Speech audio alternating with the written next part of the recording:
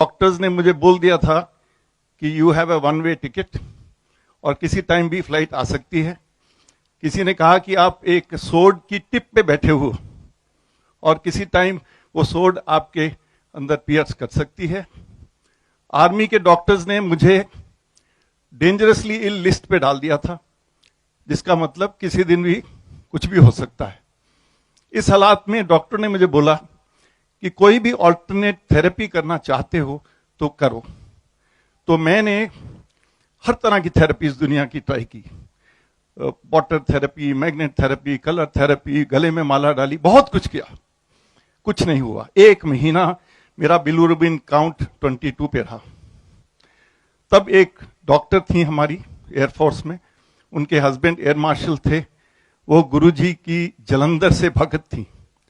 उन्होंने कहा कि एक गुरुजी यहां आए हैं, वो हमारे गुरुजी हैं, अगर आप ठीक समझो तो मैं आपको गुरुजी के यहां लेके जा सकती हूं, मगर 15 किलोमीटर की ड्राइव है और एज अ डॉक्टर मैं कह दूं कि वो ड्राइव आपको करनी नहीं चाहिए। मैंने कहा नहीं, मैं जरूर जाऊंगा। गुरुजी नए नए पहली बार उन्होंने अपना मंदिर ग्रेटर कैलाश में बनाया था, एक बेसमेंट में घर में, मुझको वहां लेके गए। मैं ज्यों बेसमेंट की स्टेयर से उतरा तो मैंने सामने गुरुजी को देखा और मैं गुरुजी को देखता ही रहा और मैं चलता गया गुरुजी के पास।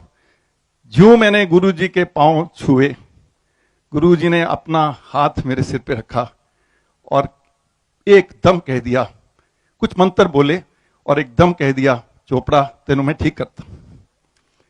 I thought I was greatly blessed, but being a military man I was not sure कि ये जो गुरुजी ने कहा है ये वाकई होगा या नहीं होगा। गुरुजी ने कहा एक साइड में बैठ जा, मैं बैठ गया।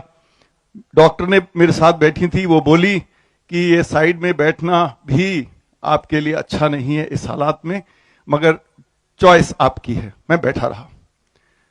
फिर 15-20 मिनट के बाद गुरुजी ने अमृत बनाना शुरू किया। एक के बाद एक गुरुजी अपने हाथ से मुझे अमृत का गिलास देने लगे। एक एक गिलास 250 ml का होता है, स्टील का गिलास। 8 गिलास अमृत के गुरुजी ने एक के बाद एक मुझको पिला दिए, औरों को भी पिलाए। उसके बाद गुरुजी ने कहा बैठा रहे। थोड़ी देर बाद लंगर शुरू हुआ। लंगर में देसी घी वगैरह डला होता है। वो जो मेरे साथ डॉक्टर बैठी थी बोली कि तुम्हारे लिए देसी घी ठीक नहीं है। मैं डॉक्टर की तरफ से बोल रही हूं, मगर it is between you and your faith in Guruji. आप डिसाइड करिए कि आपने ये लंगर खाना कि नहीं खाना। मैंने कहा मैं खाऊंगा। मैंने खाना शुरू किया। थोड़ी देर बाद गुरुजी मेरे पास आके खड़े हो गए और गुरुजी ने अपने हाथ से मुझको रोटी देनी शुरू कर दी। नॉर्मली 2 रोटियां खाते हैं, गुरुजी ने तीसरी फिर चौथी रोटी खिलाई मुझको। मैंने खाया। फिर बोले गुरुजी चल उठ, काफी हो गया, हम तो जा। परसों आई, फौजी हैं, टेस्ट करा के आई। मैंने कहा जी गुरुजी। मैं गया। अगले दिन मैंने टेस्ट कराया और मैं नेक्स्ट डे मेरे को रिजल्ट मिला। 1 दिन लगता है रिजल्ट लेने के लिए, और मैं रिजल्ट देखा तो मेरा बिलिरुबिन काउंट स्टीपली नीचे आ चुका था। मैं गुरुजी के पास गया। मैंने गुरुजी देख लिया कमाल, गुरुजी ने बोला। मैं कहा जी गुरुजी। पहले बार मैं जब गया था तो मेरी वाइफ मेरे साथ नहीं थी, इस बार मेरी वाइफ भी गई, और ज्यों हम अंदर गए, सुमन आंटी आ गई हैं, पिछली बार नहीं आई सी, तेरी फाइल खोला। और गुरुजी ने मेरी वाइफ की फाइल खोल दी। 10-12 ऐसी चीजें बताई जो, कई चीजें ऐसी होती हैं जो हस्बैंड को भी नहीं पता होती। गुरुजी ने सारी जो बातें बताई सारी की सारी सच थी। मेरा बिलिरुबिन काउंट बहुत तेजी से नीचे उतरने लगा। एक दिन गुरुजी कहने लगे कि चोपड़ा कल तेरा बिलिरुबिन काउंट 3 होएगा। मैं कहा नहीं गुरुजी, बहुत थल्ले होएगा, जितनी तेजी ना उतरे तो और भी थल्ले होएगा। कहते नहीं टेस्ट करा क्या, यू वॉन्ट बिलीव इट। मैं अगले दिन टेस्ट कराया, काउंट 3 था। कुछ साल बाद मैंने गुरुजी से पूछा कि इतनी जल्दी आपने, पहली बार मैंने आपके पांव छुए, आपने मेरे को ब्लेस कैसे कर दिया। तो गुरुजी ने बोला कि जो गुरु होते हैं ना, उनकी आंखों में रेडार होता है, एक्सरे विजन, और दिमाग में कंप्यूटर लगा होता है। कहता पहली बार जब तू सीढ़ियों से उतर रहा था तो मैंने थ्रू एंड थ्रू तुझको देख लिया और मुझको पता लग गया कि तेरा जो एंटेना है वो मेरी ब्लेसिंग्स लेने के लिए फोकस्ड है, और जिसका एंटेना मेरी ब्लेसिंग लेने के लिए फोकस है तो उसको एनर्जी बहुत तेजी से मिल जाती है। So that is how Guruji used to work. उन्हीं दिनों एक मेजर जनरल भी, जब ये मैं 95 की बात बता रहा हूं, वहां पे गुरुजी के यहां आए। वो पहले उनका एनुअल मेडिकल था, लेफ्टिनेंट जनरल बनने वाले थे, उनके हार्ट में पूरा ब्लॉकेज हो गया। आर्मी हॉस्पिटल ने कहा ऑपरेशन कराइए, नया नया एस्कॉट हॉस्पिटल खुला था। वो गए, उन्होंने अपॉइंटमेंट ली, उन्होंने टेस्ट किया, उन्होंने कहा जी आपका ब्लॉकेज पूरा 100% है, तो आपको उन्होंने एक डेट फिक्स कर दी 1 हफ्ते के बाद में। तो उन दिनों बाईपास होना बहुत बड़ी बात थी और फैमिली में थोड़ा टेंशन हलबली मची हुई थी कि ये कैसे होगा। तो किसी ने बताया उनको कि एक गुरुजी आए हुए हैं।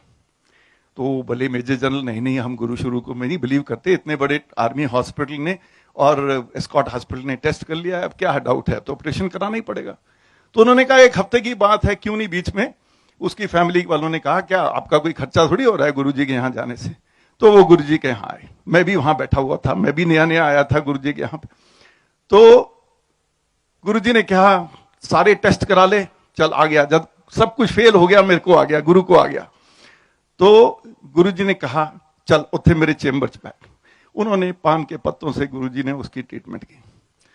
उसने कहा, गुरुजी ने कहा कि जनरल साहब ਤੁਹਾਡਾ हुण हार्ट बिल्कुल क्लियर है, ਤੁਹਾਡਾ ब्लॉकेज 0 है। उन्होंने कहा अच्छा, तो पर जनरल हो आप, जनरल तो ऐसे मानते नहीं गुरुओं की बात, आप जाके टेस्ट कराओ। तो वो एस्कॉट्स वापस गए। तो उन्होंने कहा कि ये टेस्ट करिए। तो एस्कॉट्स वालों ने कहा ये बड़ा महंगा टेस्ट है, उस जमाने में 10,000 रुपया बड़ा अमाउंट होता था। उन्होंने कहा कि 10,000 रुपया लगेंगे। फैमिली ने डिसाइड किया कोई बात नहीं, 10,000 हम देंगे। एस्कॉट्स वालों ने टेस्ट किया, 0 ब्लॉकेज। वो कंफ्यूज हो गए, उन्होंने कहा कैसे हुआ। उन्होंने कहा जी ऐसे ऐसे हमारे गुरु जी आए हुए हैं। तो उन्होंने 10,000 पहले मोड़ दिए उनको, कहा नहीं 10,000 नहीं लेंगे। उन्होंने कहा एक और टेस्ट करेंगे, फिर एक टेस्ट किया, ब्लॉकेज 0। तो सारे डॉक्टर गुरुजी के यहाँ आए। जिस दिन गुरुजी के यहाँ आए मैं भी वहीं था। कौन थे डॉक्टर? डॉक्टर त्रेहन, जिन्होंने स्कॉट हॉस्पिटल सेटअप किया, जो अमेरिका से आए और उन्होंने पहली हार्ट सर्जरीज इंडिया में शुरू की। आज भी डॉक्टर त्रेहन गुरुजी के भगत हैं। हम, मेरे साथ, मैं भी एक एयरफोर्स में पायलट था, एक और पायलट थे मेरे दोस्त, वो वीआईपी स्क्वाड्रन के सीईओ थे, वो भी गुरुजी के भगत थे। उन्होंने कहा कि चलो गुरुजी के यहाँ चलें। तो गुरुजी ने कहा कि मैं जलंधर जा रहा हूं, आप लोग जलंधर आना। तो हमने कहा ठीक है। उन्होंने एक ट्रेनिंग फ्लाइट बनाई, सर्दियों के दिन थे, मैं उनके साथ गया, हम दोनों यूनिफॉर्म में थे। और पालम एयरपोर्ट के ऊपर विजिबिलिटी बहुत खराब थी, इसलिए जहाज लेट होता गया। हमने सवेरे जो टेक ऑफ करनी थी 8 बजे है, फाइनली 1:30 बजे के करीब टेक ऑफ किए। आदमपुर में हम लैंड किए, वहां से हमने एक फौज की एक जिप्सी ली और वहां से गुरुजी के यहाँ पहुंच गए। अब गुरुजी को सुबह से पता था कि ये पायलट दोनों आने वाले हैं मेरे पास। तो गुरुजी ने अपनी सारी संगत को बोल रखा था आज वो पायलट आने वाले हैं, 10 बजे आएंगे, ये करेंगे वो करेंगे। गुरुजी बातें कर रहे थे। फिर जब हम पहुंचे 4 बजे तो गुरुजी रेस्ट कर रहे थे। तो गुरुजी ने कहा, गुरुजी थोड़ी देर बाद बाहर आए, आ गए हो, इतनी देर कर देती, क्यों इतनी लेट आए हो। तो हमने कहा गुरुजी ऐसे ऐसे हो गया, लेट हो गए, चलो बैठे रहो। अब हमारे को जिस बेस से हम लैंड किए थे आदमपुर, उन्होंने कहा था हमारे को कि आपको 5:30 से बाद टेक ऑफ नहीं करने देंगे क्योंकि अंधेरा हो जाएगा और इसलिए टेक ऑफ आपको अगले दिन करने पड़ेगी। तो जब हम घड़ी देख रहे थे अपनी, तो गुरुजी ने कहा घड़ी ना देखो, आज नहीं जान देना तो हमें। सो हमने कहा ठीक है, गुरुजी का ऑर्डर है, तो हमने कहा रात यहीं काट लेंगे। फिर 8 बजे गुरुजी ने 2 मिठाई के डब्बे, 2 साड़ियां मंगवाई, ये आंटियों के लिए, हमको दे दी, हुण जाओ। ਅਸੀਂ ਕਿਹਾ गुरु जी ਅਸੀਂ नहीं जाना, ਹੁਣ ਅਸੀਂ ਕਿੱਥੇ ਜਾਣਾ है, ਹੁਣ ਤਾਂ ਕੱਲ ही सवेरे जाना है, ਅਸੀਂ ਤਾਂ फिर रात ਇੱਥੇ ਕੱਟਾਂਗੇ ਤੁਹਾਡੇ। ना ਹੁਣ ਤੁਸੀਂ जाओ। हम गए 9:15 हम आदमपुर बेस पहुंचे और देखते हैं कि वहां पे बेस कमांडर बाहर खड़ा है। बेस कमांडर ने हमें कहा कि दिल्ली से स्पेशल क्लियरेंस आई है आपकी टेक ऑफ के लिए, रनवे की लाइटें ऑन हैं, और आपका जहाज तैयार करवा दिया हमने, आप टेक ऑफ करिए, जाइए। रात को 10 बजे हमने टेक ऑफ की, 11 बजे हम यहां पहुंचे।